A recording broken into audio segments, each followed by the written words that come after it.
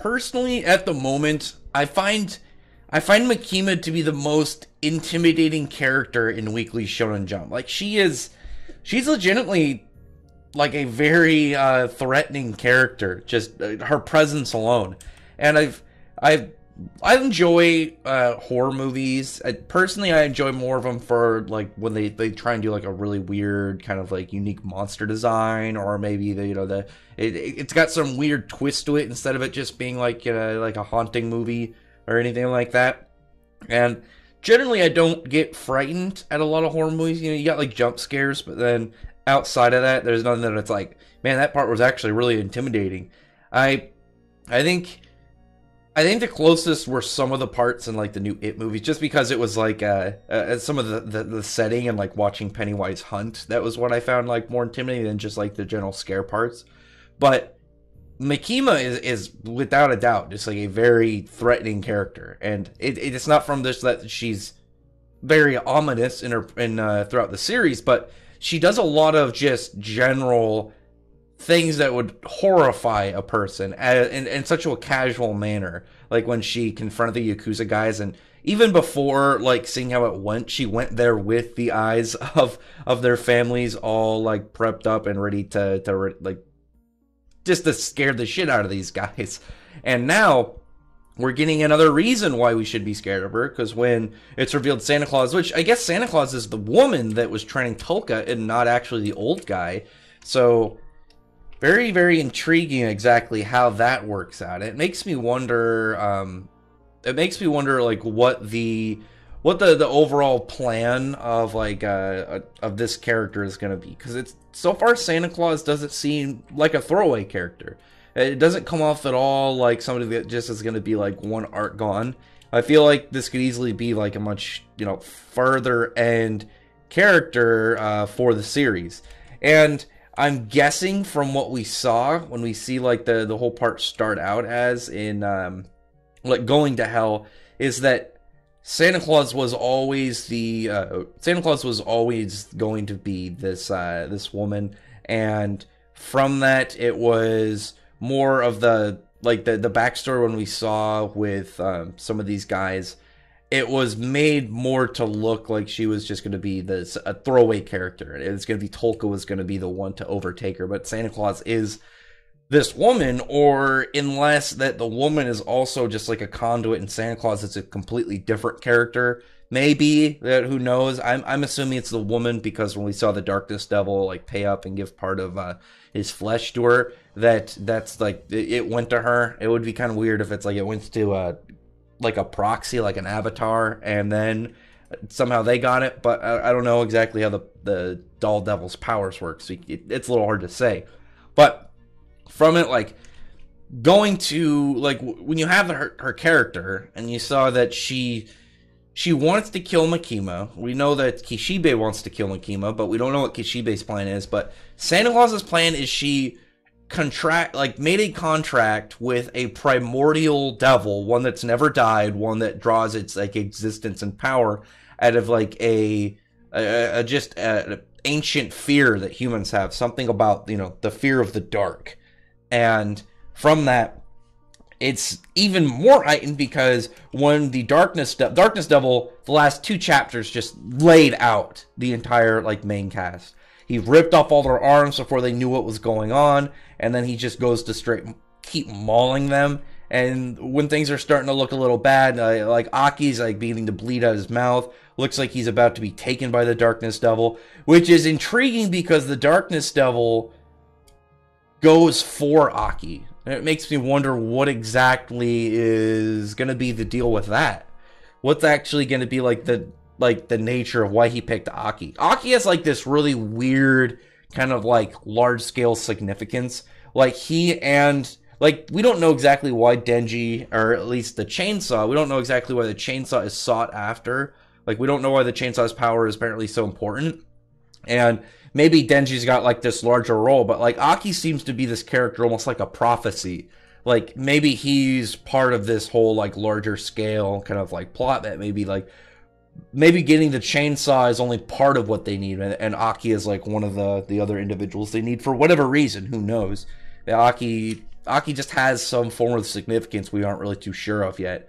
But while he goes to reach for him, and he uses like multiple of his limbs, it looks, yeah, again, very spooky, as this very absolutely just nightmare creature is towering over him, and then goes to grab him. Well, he doesn't have his arms anymore, so he's got no real ability to fight back. And then the spider devil, Prince, actually shows up. She goes to try and attack the darkness devil, and even though like the darkness devil is just takes her out quick and easy, just goes to grab her, and it just like rips, like tries to go for the head, like rip the head off, and then bam, limbs are gone, disconnected from her body. And so one thing that's really interesting about like the devils and Chainsaw Man and their power, obviously it's all drawn off fear. I believe arachnophobia is like the most common fear in the world, but I like the idea with like it's not just like how like oh there's more people afraid of them. Like maybe that'll just mean like, oh, why she's powerful, because she didn't flinch at all at the darkness devil. She went right for it. She was defeated very quickly. She seemed like she expected it. But the fact she wasn't intimidated at all by him, at least to the degree that the other like when we saw the fiends and they're like sweating bullets, because just like the darkness devil looking in their direction terrified them.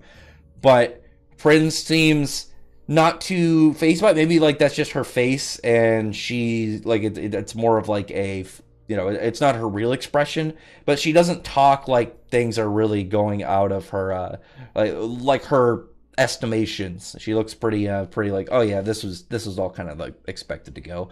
But with the devils, I like that the darkness devil, it's like a primal fear. It's just like rooted into the core of people, and not just something like, oh yeah, a spider, versus, you know, things like concepts. And you think the violence would be stronger, but I mean, violence is pretty up there. I'm guessing the Hell Devil is number 2, and then when you, I was thinking about like what is like a base fear that just gets a lot of people, and you probably have something above hell, which, you know, when you think about all these people that are in fear of going to this darker after, you know, this afterlife that's, you know, hell, it's agony, and it'd be like, what would be something that people would just in a primal state fear above that?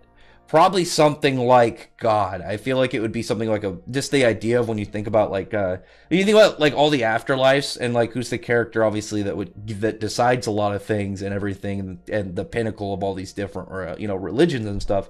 And even like when you have people maybe that don't believe in God, you have that kind of like worry of like the influence of them, that it can affect people, you know. And that would be like a really, I think personally that would be like a really good like comment on like on people, because the way that like when you had like the Gun Devil like introduced, it almost kind of felt like a commentary on like the world. I think it's more of like a commentary on people, and that's what a lot of these devils are going to really be more influenced on, and really kind of focusing is just a comment on a base kind of aspect of humanity, something that we all can kind of like link to. But Makima is just like, oh, you're really trying to get me to come there, aren't you, Darkness Devil? And then Prince is like, yeah, you shouldn't come here. And from that point, like, she's just like, no, bring me over. And she, okay, Prince is like, okay. She zippers down, and we saw the zipper on her when she first was introduced. I was wondering where it was in this chapter, but it opens up and Makima just shows up. So I'm guessing one of the reasons why she's so dedicated to Makima, she has a contract with her, because that would make sense why she does stuff with her, unless she works, or unless she's kind of like, because we know that Makima has to be, we knew in the last chapter that Makima has to be a really big deal. We didn't know what degree. It was to a degree that, except that you needed a primordial devil power to combat her. But it's more than that now, because the Darkness Devil, when he goes to attack her, she does like the same thing. They both point at each other. Makima's finger breaks, and then the Darkness Devil starts like bleeding, like out all his mouths and stuff, and he's just kind of like crouched. And they both hurt each other. And then they go for another one. He goes for like 2 hands praying, and she just opens her palm at him, and her fingers are just kind of like bending, and her arm just twisted and broken. And he seems like he's got the upper hand at this point. Like his power got off first. He draws that sword with the bells on it, which is just it's spooky when you think about it, because the Darkness Devil doesn't talk, and it's like the silence of darkness. I imagine, personally, I think that one of the things about his power is when you see like him use his power in Makima, he's like twisting her fingers and stuff. I'm wondering if he has like a gravity power or something. And that would explain why when he showed up, it had the astronauts, because one thing, it's not just darkness like the shadows and like, you know, in like a cave or at night. You also got to think space and like just the darkness of space, like the dark of the moon and stuff, and just how much void area it is out in the universe. And I'm guessing that's probably going to be one of the things about the Darkness Devil. You know, like I said, with the astronauts, it would just make sense. And you could have something like Gravity be with that. Maybe that's going to be how his thing is. But when you think about the sword with the bells, is the fact that he doesn't talk, and when he moved so fast, it doesn't look like he made any sound. Maybe that's also why the space thing is in there. It's like kind of like the just no sound at all, like in the dead of the night, just silent. And then you have the sword with the bells just kind of jingling as it goes to, you know, strike and kill. But from that, you have Santa Claus, who contracts goes further in the contract with the Hell Devil. It offers, like, she's like, I offer all of myself, so please, send us back. And the thing about the darkness, or the Hell Devil, that I think is really spooky is in this chapter, because in the previous one, you see him kind of just coming out. It's of the page. Like we saw when he went to Santa Claus, that he like came outside of the panel, and then when he brought them to hell, it's like he's just kind of like voided into existence. It wasn't like a portal opened, he just kind of manifested. And then in this chapter, when his presence shows up, his whole hand comes in, but it comes through the panel, like it's coming through a piece of paper.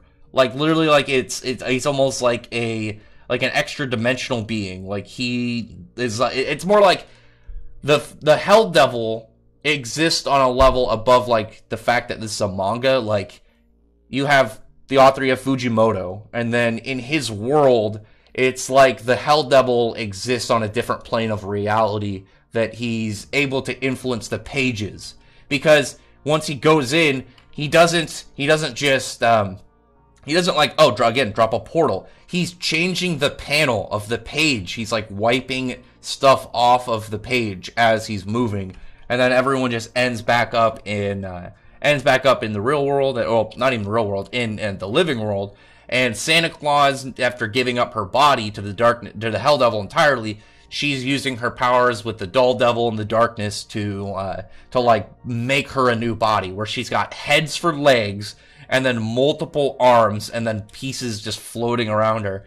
She's nightmare fuel. And that's legitimately, like, I think one of Chainsaw Man's most frequent traits is the fact that it has absolute nightmare fuel creatures. Like, the author is great at making monsters. That is definitely one of my favorite things about Fujimoto. And when he embraces this series and going into horror, like when he really wants to design something to be spooky, you have like the Bat Devil. He just looked like a big monster bat. But then when you have this kind of creature, it's absolutely just horrifying. It's super spooky. And Mikima's hurt because the sword goes through her chest, and I would say she's hurt, but not really. We know that Mikima seems to possess some form of immortality, like that of any of the hybrids. So I think she's a hybrid, because it would make sense to how she came back alive. We know the hybrids, unless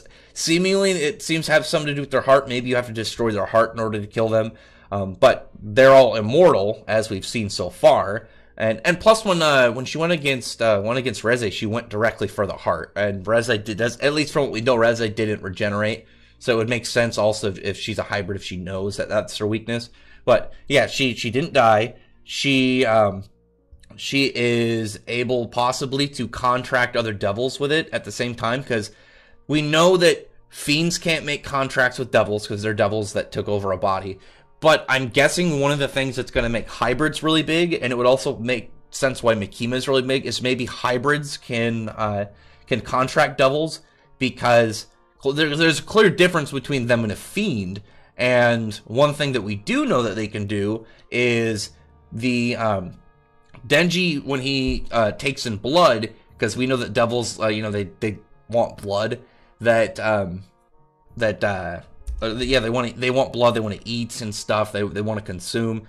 Denji's power obviously has to do with blood, but he can take in both human and devil blood and fiend. He can do all of the different kinds. So I'm guessing that the hybrids have this kind of cheat to the rule, and they'll be able to make contracts. There's a lot of questions coming up that I'm really hyped about for Chainsaw Man, because the series is so unpredictable. But even in something like that I've been able to like, oh, maybe this is a thing, and I'm sure that other people that, you know, like Chainsaw Man have probably brought it up too. But when you think about something like even that being like, oh, that's predictable, that we predicted that, you know, they'll be able to get, like, Denji will be able to get contracts. But keep this in mind. What kind of contracts is he going to give Denji? And that's going to be like a lot crazier of just how the series becomes absolutely more insane. Like, if Denji, like, imagine if something happens to Beam, and I'm hoping Beam lives, but imagine something happens to Beam way later on the line. It's because Beam is a fiend. Maybe when he'll die, and then he'll be back as a devil, and then Denji will be able to make a contract with him, and something like that, just to carry on, like, with Beam, and maybe just have kind of Beam where you get to, like, transfer in, but in a, like, full form, because we only see it as a fiend. We don't know what he looks like as just a straight devil. Same thing with, like, Power, any of the fiends. They'll have, like, a raw devil form, and they're only just kind of fused with the bodies that they took over. But Denji now, Denji's up. Makima gave him some of her blood. And when I say, like, earlier, like, it makes sense of why she doesn't look phased by the fact she got stabbed if she was a hybrid, because she doesn't look like, she's bleeding out of her arm, but not out of her chest where she was stabbed. So it's gonna probably be pretty weird about this, because her arm also looks like it's way better. It looks like it's in shape, and with how badly it was damaged, it would make sense of why it's just taking longer to heal. But, you know, now we have Denji up. We have Denji against Santa Claus. We know Denji isn't affected by her the ability of you know, Denji's not affected by her ability to turn people she touches into dolls. It'll be really interesting if Makima gets touched and nothing happens to her. I just want to put that out there. But Makima, along with her just in general intimidating personality, with her, like, burnt flesh red hair and her diseased yellow eyes, the influence and presence she has on top of it is ridiculous. She literally went toe-to-toe with a primordial fear devil, which is insane. And as far as we know, those are the top creatures in all of Chainsaw Man. And we know that she's a big deal, that all these groups are having to come against her. So this is crazy. This is all pretty wild. Like the Chainsaw was doing part, or like the real reason Santa Claus is doing this, it was Makima. So we know Makima is a bigger deal than Denji by a lot. So other than that, comment below. Give me a thumbs up. I'd really appreciate it if you thumbs up the video from the like button, subscribe button, and check out my other videos. But other than that, I appreciate everyone who's already subscribed, and I thank you all for listening. Bye.